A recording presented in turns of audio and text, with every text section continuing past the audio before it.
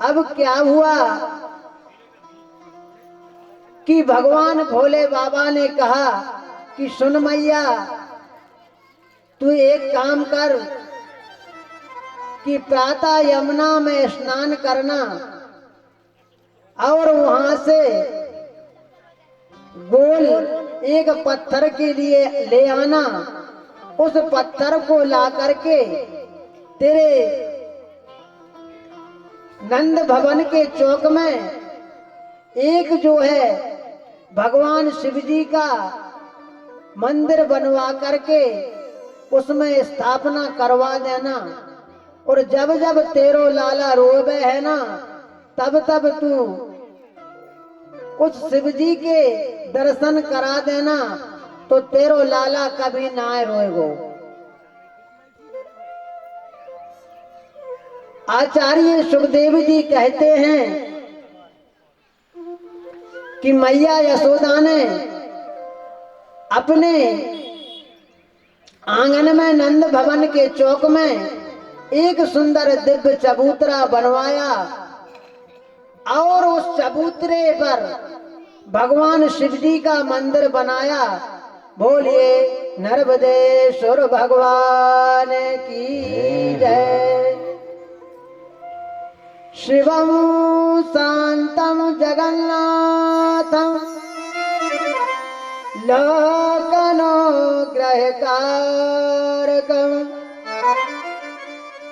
शिवमेक पदं नित्यं शिकाराय नमो नमः। भगवान शिव जी, शिव से बड़ा दाता कोई नहीं होता। शिव बहुत दयालु हैं और शिव जी सभी भक्तों का कल्याण करने वाले हैं। जब देवताओं पर भी विपत्ति आती है तो भगवान भोलेनाथ ही संभालते हैं और भक्तों की भी रक्षा करने में सबसे आगे भगवान भोलेनाथ ही आते हैं। वह दयालु हैं। भोले बाबा कैसे हैं? कर्पूर गौरम करुणावतारम संसार सारम भुजगेंद्रहारम।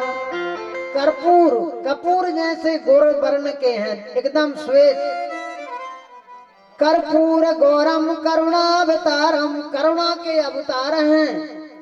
संसार सारम भुजगेंद्रहारम, सर्पों की माला को धारण करते हैं।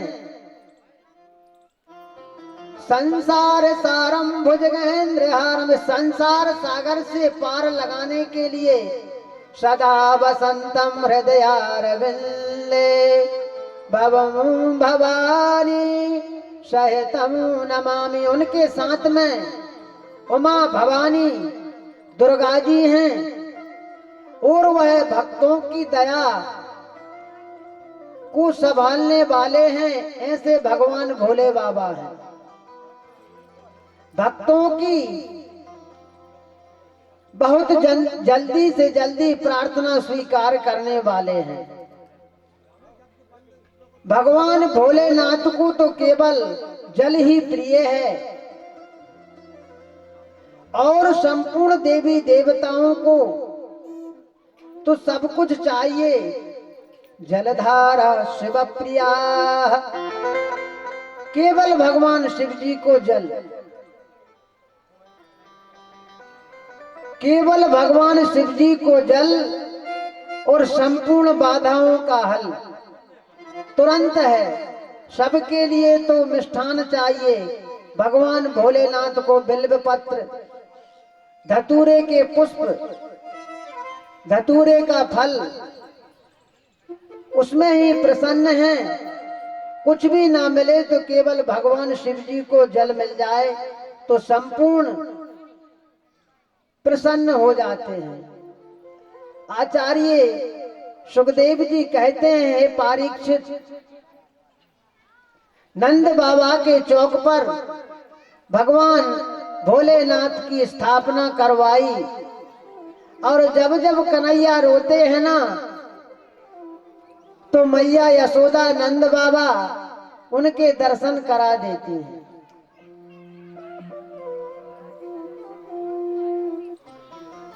आचार्य सुखदेव जी कहते हैं, हे परीक्षित, अब एक दिन क्या हुआ, नंद बाबा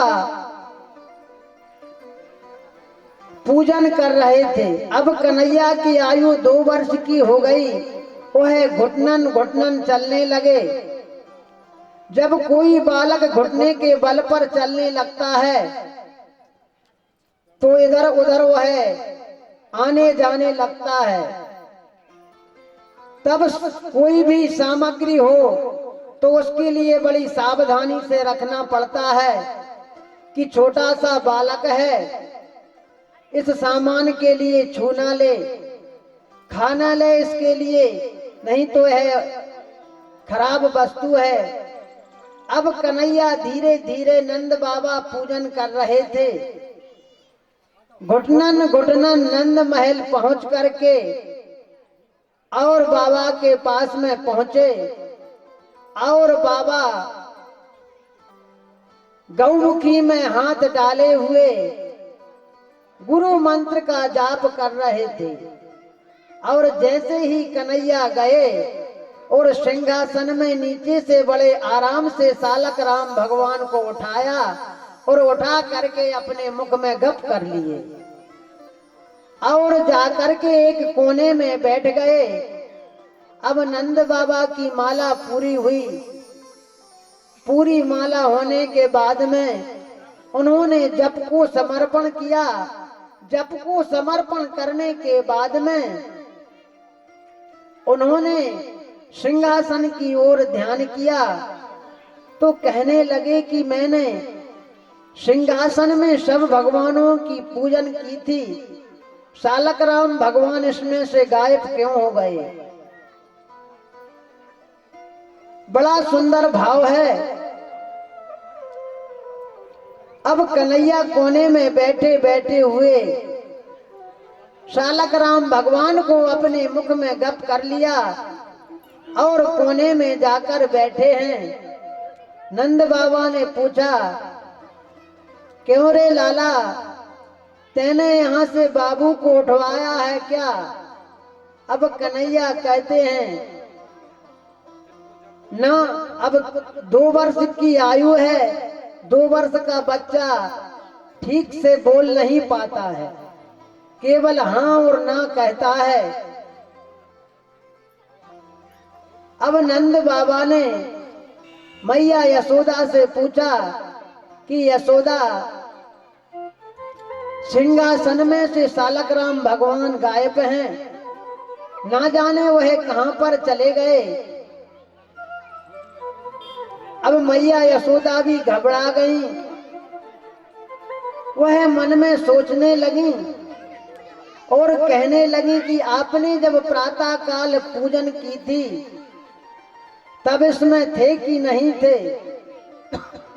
नंद बाबा कहते हैं मैया यशोदा से कि यशोदा, सुबह जब मैं पूजन की थी तब इसमें लड्डू गोपाल भगवान थे।